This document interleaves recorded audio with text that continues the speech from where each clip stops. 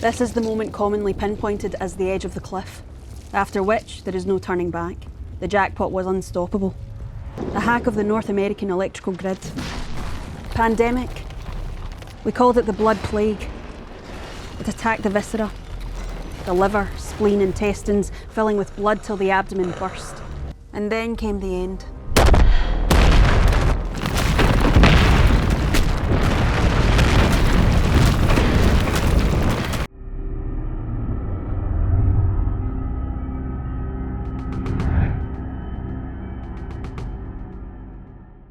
In 2032, deep in the rural region of Clanton County, North Carolina, a girl named Flynn Fisher endures a life of poverty and misfortune.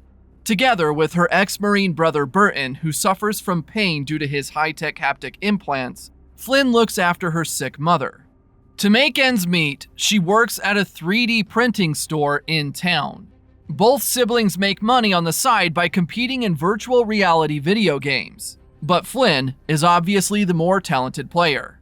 One day at work, Flynn receives an experimental headset for her brother, funded by a shady company called Milagros Calderon. Back at home, Burton explains the headset to Flynn, stating that it's an advanced prototype for a new gaming simulation, and that he's been hired to test it. However, he believes that Flynn would be the better candidate, so she agrees to take his place and appear as his avatar in the game world. Putting on the headset, she enters the simulation, arriving on a motorcycle and speeding through the streets of a futuristic London. Following instructions from a female voice inside her head, Flynn travels to a fancy party at Buckingham Palace, held by a mega corporation called the Research Institute. The party is serviced by ceramic robots called Coids, created by the Research Institute. Guided by the voice, Flynn meets a woman named Mariel, and, by instruction, successfully seduces her. Leaving the party together, Flynn completes her objective by drugging Mariel and delivering her to the mission overseer, Alida West. Disconnecting from the game, Flynn praises its incredible realism and vivid nature. With her initial test run a success, she prepares for another session the next morning, but first heads to the local bar to handle some business. Lacking the cash to visit a real pharmacy, Flynn must buy her mother's medication from seedy drug dealers, led by an intimidating kingpin named Corbel Pickett. When the dealers start to needlessly bully her, she gets a bit of help from Connor, a triple amputee and one of Burton's Marine pals. With the medication in hand, Flynn returns home accompanied by Connor, as Corbel Pickett violently scolds his dealers for their behavior. When Flynn uses the headset to enter the simulation again the next day, she awakens on an operating table, unable to move as surgeons remove her eyeball and replace it with Mariel's, in a gruesome procedure. Later, under the cover of night, Flynn and Alida travel to a research institute facility and use Mariel's eye to bypass the security systems. Venturing further and further underground, the pair arrive in a restricted chamber, where they discover a mysterious device called the God Font. As Flynn tries to interact with it by scanning her eye, they are interrupted by Daniel Cook, the head of RI Security, who attacks them with a high-tech pulse gun. In the ensuing fight, Burton's avatar is brutally killed, forcefully ejecting Flynn from the simulation. Left slightly traumatized from her last session, Flynn is contacted by a man named Wilf Netherton, who warns her that her family is in grave danger. If she wants to save them, she must use the headset once more.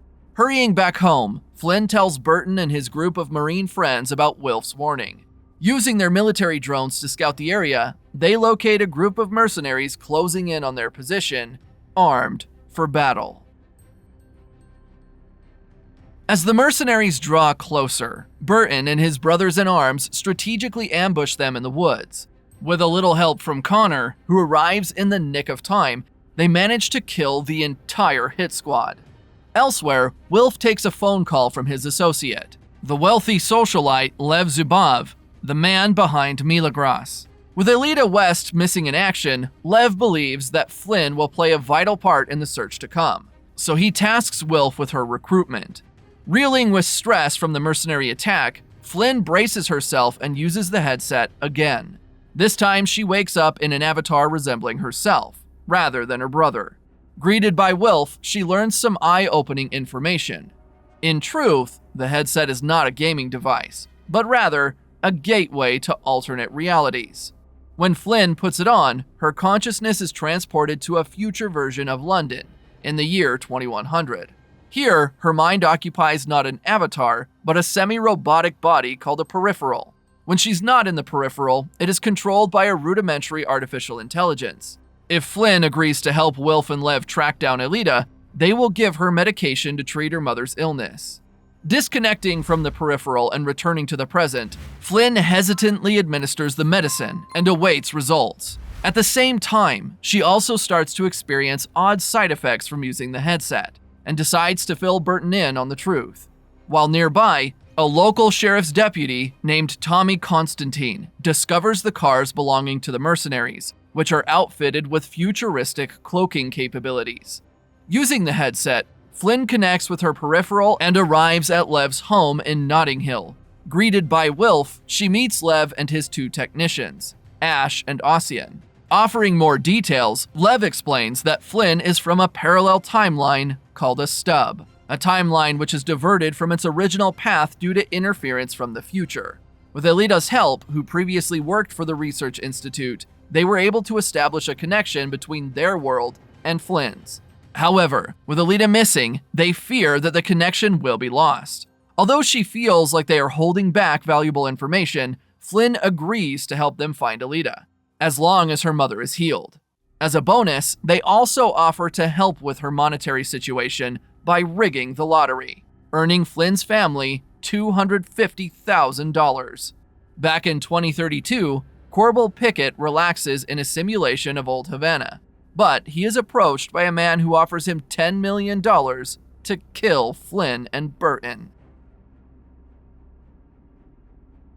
As Mrs. Fisher shows signs of healing, Flynn confides in her best friend Billy Ann, telling her every last secret. Returning to work, she learns that her brother has bought the entire business. At the same time, Flynn begins to experience painful cramps in her hand, claiming that she occasionally loses control of it.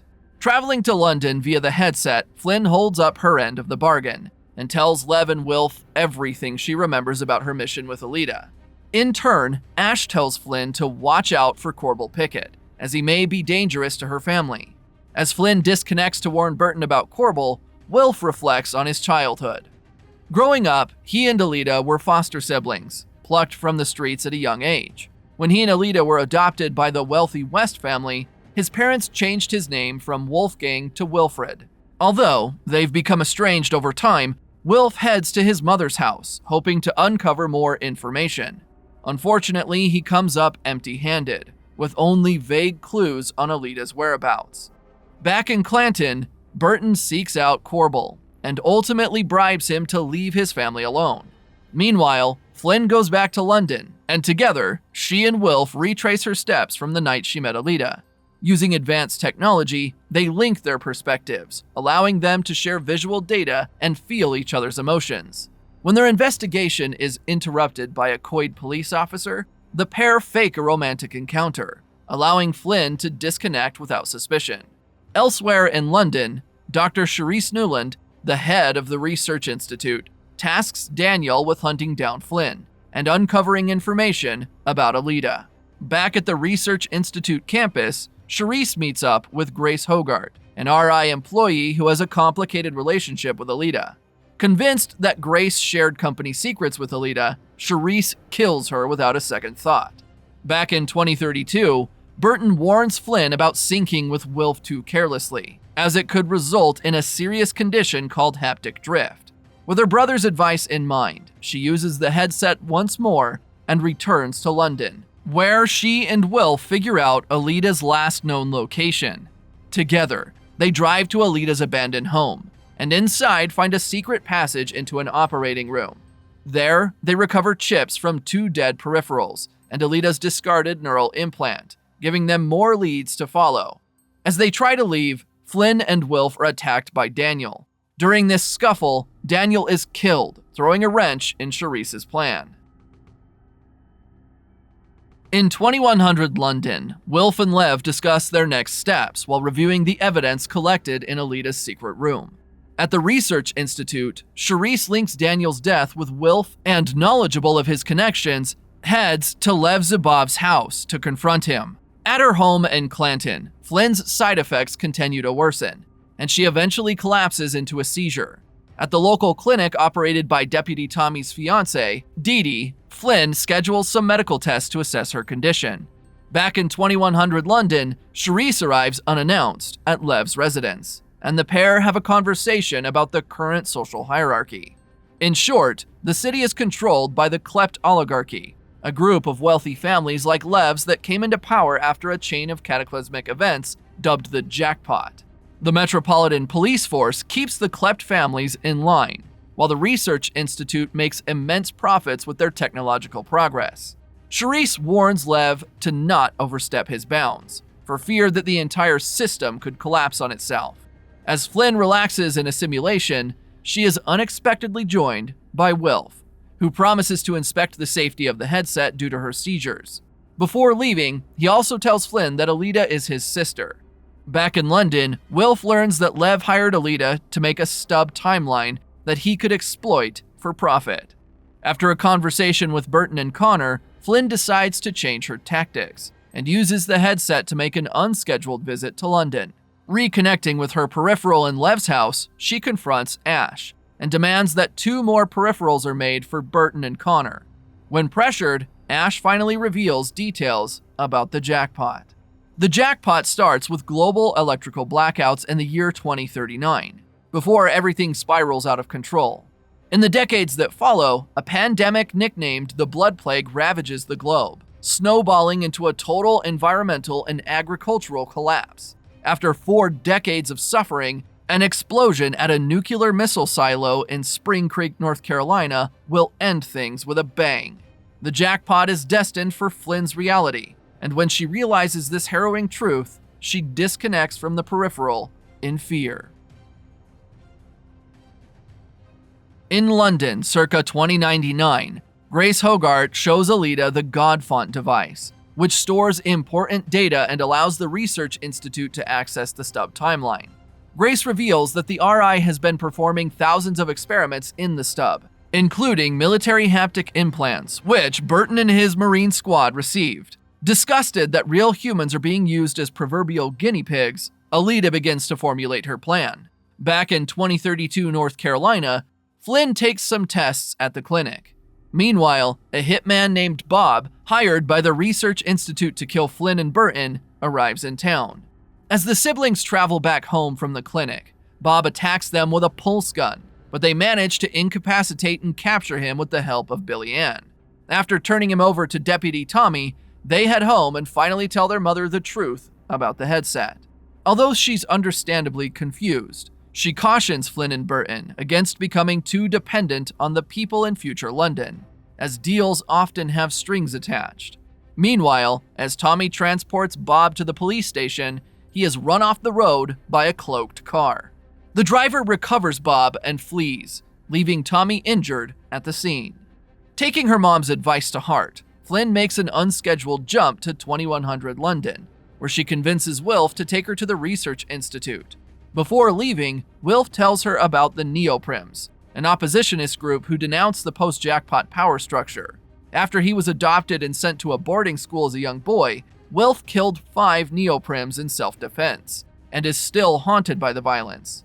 Undeterred by Wilf's cautionary tale, Flynn heads to the Research Institute and confronts Charisse, who reveals that she too is in a peripheral body. When Charisse claims that Flynn unknowingly stole precious data and deserves to be hunted, Flynn snaps her neck, instantly killing Charisse's peripheral. In London, Inspector Ainsley Lowbeer, a high-ranking official of the Metropolitan Police, catches wind of the recent disturbances at the Research Institute and decides to investigate. Elsewhere in the city, as Flynn and Wilf travel to a black market peripheral fabricator, he reveals an unsettling secret. In truth, London is in severe disrepair and mostly barren of people, but the RI have developed illusion technology to cover it up. The majority of the fancy buildings and crowds of people around town are no more than a high-tech magic trick. Arriving at the fabricator's business, they press him for information and learn that Alita had ties to the Neoprims. Meanwhile, at Lev's house, Ash and Ossian finalize the creation of 2 peripherals for Burton and Connor. When Inspector Lowbeer and her assistant Beatrice arrive unannounced with questions, Lev and the crew decide to tell her the truth about the peripherals and the stub timeline. Back in 2032, Deputy Tommy is put on paid leave. After recalling some details from the wreck, he begins to suspect that his corrupt boss, Sheriff Jackman, was responsible. Vowing to protect his town, Tommy starts to investigate things himself. Meanwhile, Bob is dropped off at Corbel Pickett's house, where he and his wife hold Bob captive. While Corbel works with Sheriff Jackman to uncover more information about the mysterious assassin, Bob manages to outwit Corbel's wife, killing her and escaping. At the 3D printing shop, 2 more headsets arrive, and Flynn, Burton, and Connor all prepare for a trip to 2100 London. In Clanton, Flynn's mother starts to get sick again and takes a trip to the clinic with Burton's Marine friend Reese. Refusing to leave town until his job is complete, Bob follows them. As Mrs. Fisher is being treated, Bob attacks, killing Reese and taking her and Dee Dee hostage. In the meantime, Tommy continues his investigation and recovers Bob's pulse gun from his wrecked police cruiser, but is soon called to Corbel's house by Sheriff Jackman. In London, Flynn, Burton, and Connor all wake up in their peripheral bodies and are greeted by Inspector Lowbeer. After a few questions, Lowbeer takes the trio to a Met Police training facility. As Burton and Connor run through a training course to get accustomed to their new bodies, Inspector Lowbeer talks with Flynn. Lowbeer tells her that the Research Institute has been meddling in her timeline for decades, potentially trying to spur on the jackpot. Disconnecting from their peripherals, Burton and Flynn head to the clinic when they get news of their mother's diminishing health. Knowing that Bob is on the loose and acutely sensing danger, Burton anticipates the ambush and kills Bob instead, rescuing his mother and Dee Dee. When Tommy arrives at Corbel Pickett's house, Sheriff Jackman confesses to his corruption and tells Tommy to join him or face the consequences. Back in London, Charisse Newland visits Inspector Lowbeer at the Met Police headquarters. After keenly deducing that Beatrice is not human, but rather an autonomous peripheral modeled after Lowbeer's deceased daughter, Charisse asks for some help. Apparently, the data that was stolen by Flynn are the blueprints to the RI's advanced neural adjustment mechanism, which, in the wrong hands, could be used to incite global chaos. Fearing that society could crumble, Charisse asks Lowbeer to use her power to eliminate Lev, Wilf, Flynn, Burton, and all their known associates. At the same time, Lev discovers that Ash and Ossian were working with Alita and plotting against him. When Lev threatens to kill Ossian, Ash reveals that Alita originally planned to download the data from the Godfont device into Burton's haptic implants, but when Flynn put on the headset in his place, the data was instead stored in Flynn's brain in the form of bacterial DNA. If they can get their hands on the data, Ash and Ossian plan to give it to the Neoprims, who would use it to destroy London and rebuild a fair society. Back at Corbel's house, Tommy refuses to give in to the sheriff's corruption. Seeing no other choice, Tommy kills Sheriff Jackman and shoots Corbel with the pulse gun. After the shooting at Corbel's house, Tommy informs the authorities and pins the murder of Sheriff Jackman on Bob. However, Corbel survives, but is left comatose in the hospital. Traveling back to London with their peripherals, Flynn, Burton, and Connor meet with Inspector Lowbeer, who offers to form an alliance against Charisse Newland and the Research Institute. When Flynn demands that her mother is cured in exchange, Lowbeer concedes that nothing more can be done, and that Mrs. Fisher will likely die within a month. Elsewhere in the city, Ash covertly meets with Charisse and tells her that the stolen data from the Godfont is stored in Flynn's brain. In exchange for the information, Ash asks Charisse to kill Lev. Charisse agrees and discloses her plan to fast-track the jackpot in Flynn's timeline so that the data won't fall into the wrong hands.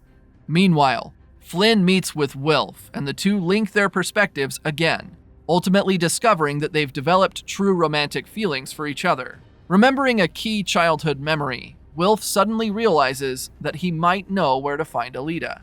Together, Wilf and Flynn travel to a field in the woods where they find Alita. Alita forces Flynn to leave for fear of unwanted surveillance and guides Wilf to a nearby clearing. There, she tells him that the Klept oligarchy committed genocide and murdered their families, but their neural implants have been suppressing the memories, and she plans to rebel with the help of other neoprims. When Flynn learns that Charisse plans on using the jackpot to exterminate her timeline, she also discovers that Ash sold her out. However, Ash also tells Flynn that the stolen data is in her brain and is likely the reason behind her seizures. Realizing that the survival of her timeline rests on her shoulders, she begins to formulate a plan. Discussing her idea with Connor and Inspector Lobier individually, Flynn plans to open a new stub timeline, which will essentially copy herself and the data in her brain. For the final step in her plan, she asks Connor to kill her in the primary stub timeline once she's done, as a drastic measure to prevent Charisse from triggering the jackpot.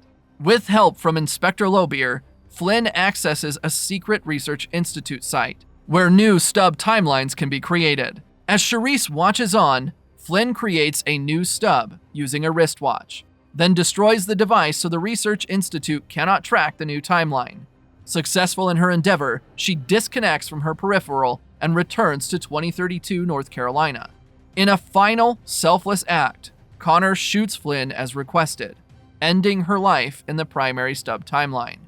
In the new stub timeline, Flynn reconnects with her peripheral and travels back to 2100 London, where she meets with Inspector Lobier, and the pair begin their work to overthrow the Research Institute. So, shall we get to work?